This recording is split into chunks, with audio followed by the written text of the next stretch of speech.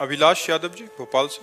राधे राधे महाराज जी। राधे राधे महाराज जी। महाराज जी, पिछले एक वर्ष में जब से आपका सत्संग सुना है, श्री जी की कृपा से 1,54,00,000 नाम जप हो गया महाराज जी, जिसमें मुझे परोपकार की भावना उत्पन्न हो रही है महाराज जी। अभी इनका कहना था कि जैसे कोई दीनहीन या किसको देखता हूं तो अपना भजन दे देता हूं कि मेरा इतना भजन उनको दे दो। तो महाराज जी, ऐसा करने से भजन नष्ट हो? नहीं, पहले तो अपने लक्ष्य तक पहुंचो पहले, नहीं तो बीच में ही लुट जाओगे। भगवत प्राप्ति जब तक ना हो, अब तुम्हारे को प्रक्रिया बदलनी चाहिए। जो भजन करो वो भगवान को समर्पित करो, जो भजन करो वो भगवान को समर्पित करो। जिसको दीन दुखी देखो तो तन से धन से सुख पहुंचाने की चेष्टा करो और मन से भावना करो, भगवान आप तो परम उदार हो, आप इसे ठीक कर दो। भजन भगवान को दो, प्रार्थना भगवान से करो। शरीर से और धन से अगर सेवा बनती है तो वो सेवा कर दो, भजन भगवान को दो भगवत प्राप्ति के लिए। जब तक भगवत प्राप्ति ना हो जाए तब तक भजन खर्चा करने का बिल्कुल अधिकार नहीं रखना चाहिए। महाराज जी, उस समय मन बहुत द्रवित हो जाता है, तो तन से सेवा कर दो और मन से प्रार्थना कर दो। आपका भजन तो थोड़ा है ना, और भगवान अपार करुणा सिंधु हैं, तो हम प्रार्थना करते हैं कि भगवान इसके कर्म को आप नष्ट कर दो, इसको सुख प्रदान करो। हे भगवान, आप इसके दुख को दूर करो। ये तो हर भक्त विनय कर सकता है।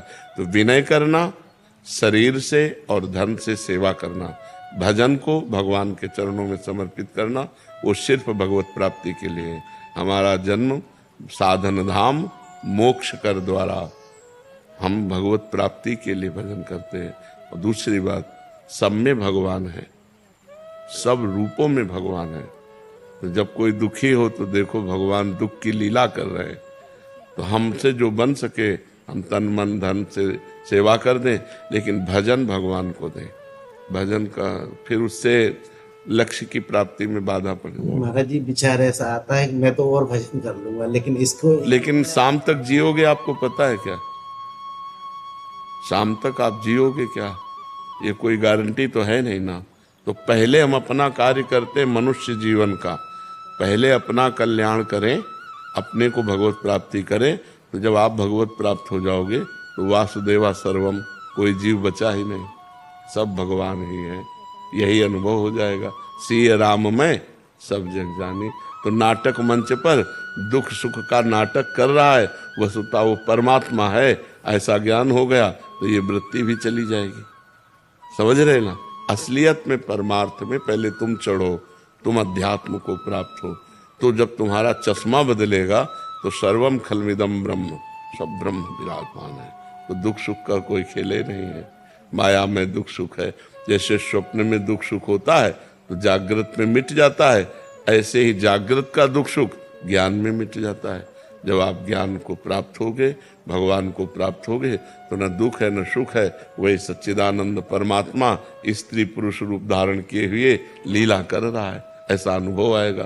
तो अपने भजन को भगवान को समर्पित कर। रोहन जी, बिहार। राधे राधे महाराज। महाराज जी, आपके चरणों में कोटि कोटि दंडवत प्रणाम। गुरुदेव, अब मुझे राधा नाम जपना बहुत प्रिय लगने लग गया है। गुरुदेव, लगभग 1.5 वर्ष से मांस मदिरा जुआ व्यभिचार गर्लफ्रेंड गंदे बच्चों का संग नशा हस्तमैथुन आदि सभी कलियुगी दोष का त्याग कर दिया है। आपकी कृपा से सब छूट गया है महाराज जी। गुरुदेव, अब मुझे ब्रह्मा जी का पद नहीं चाहिए, देवराज इंद्र का पद नहीं चाहिए, मृत्यु लोक का सम्राट नहीं बनना, मोक्ष नहीं चाहिए, योग सिद्धियां नहीं चाहिए, श्री जी भी नहीं चाहिए। महाराज जी, मुझे राधा नाम अखंड जपने का एक कृपा हो जाए। अभी तो सुन के कह रहे हो 500 रुपया में ललचा जाओगे। इतने बड़े त्याग की बात। रास्ते में 500 का नोट पड़ा हो तो कदम नहीं आगे बढ़ाओगे क्यों? इतनी कृपा कर दीजिए। नहीं, ये तो सुन के आप बोल रहे हो, हम असलियत की बात कह रहे कि अगर रास्ते में अकेले जा रहे हो, 500 का नोट पड़ा हो तो कदम नहीं बढ़ेंगे आगे। ये स्थिति जो है, जो आप जो बोले, ये भगवत प्राप्त महापुरुष की स्थिति होती है। जो भगवान सच्चिदानंद में चित्त को डुबो दिया है, अब उसे न पारमेष्ठम न महेंद्र धिष्णम न सार्वभौमम न रसाधिपत्यम न योग सिद्धिर अपनर्भवम वाह। उसे ये सब नहीं चाहिए, न ब्रह्मा का पद चाहिए, न देवराज इंद्र का पद। क्यों? क्योंकि वो ब्रह्मा को भी दुर्लभ जो भगवदानंद है वो उसे प्राप्त हो गया है। अच्छा रसगुल्ला और सब भोजन हो तो भगवान को भूल जाएंगे, वहां कह रहे ब्रह्मा का पद नहीं चाहिए, योग की सिद्धि नहीं चाहिए, देवराज इंद्र का पद। बड़े बड़े ऋषि मुनियों के मन में क्षोभ पैदा कर दे, तो अभी क्या है, सुन सुना के बोल रहे